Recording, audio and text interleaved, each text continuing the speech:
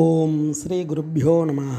ஓம் come கணபதயே நமः. நம்ம ஸ்ரீநிகேதன் வலைதளம் வாயிலாக முருகப்பெருமானுடைய சஹஸ்ரநாமத்திலிருந்து தினமும் ஒரு நாமாவளியை சிந்திச்சுருக்கோம். இன்றைய தினம் 345வது நாமாவளியாக ஓம் டம்பாய நமः.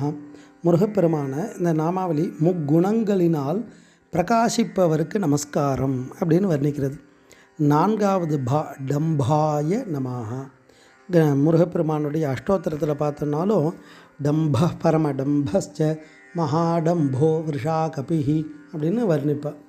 அப்போ அந்த முருகப்பெருமான் எப்படி பிரகாசிக்கிறார் அப்படின்னா 3 குணங்களினாலும், ரஜோகுணம், தமோகுணம், சத்வகுணம் இருக்குது. இந்த 3 குணங்களும் யாருக்கு இருக்குன்னா ஜீவாத்மாவுக்கு இருக்கும். அப்போ இந்த ஜீவாத்மா தான் இந்த ரஜோகுணம், தமோகுணம், சத்வகுணத்தால் மாற்றம் அடையுது. இறைவன் குணாதீதன். அப்போ அதை கடந்து இருக்கக்கூடியவர். அப்போ இது இருப்பவர்களே எப்படி ஒரு ஆடம்பரமான செயல்களை எல்லாம் செய்வது, அந்த ஒரு ஆணவம், கர்மம், மாயை, மும்மலங்கள் எல்லாம் எப்படி வெளிப்பட்டு அது அதனுடைய செய்கள்லாம் பார்க்குறோம்.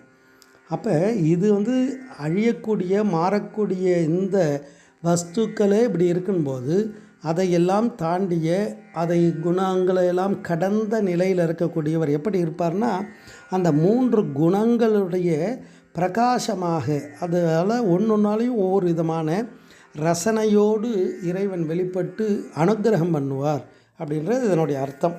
அப்படி இறைவன் ஒவ்வொரு ரூபமாக ஒவ்வொரு விதமான செயல்களால் பிரகாசிப்பார். அந்த எப்படி அந்த வைரத்தை பட்ட தீட்ட அந்த பிரகாசம் வெளிப்படுமோ அது மாதிரி இறைவனை சிந்திக்க சிந்திக்க அவருடைய அந்த பிரபாவம் வெளிப்பட்டுட்டே இருக்கும். அதுதான் இதனுடைய தாத்பரியம். அப்படி இறைவன் முக்குணங்களால் பிரகாசிப்பவராக இருக்கார்னு இந்த நாமாவளி முருகப்பெருமானை வர்ணிக்கிறது. ஓம் டம்பாய நமः. ஸ்ரீ குருப்பியோ நமः. ஓம் சும் சுப்பிரமணியாய நமः.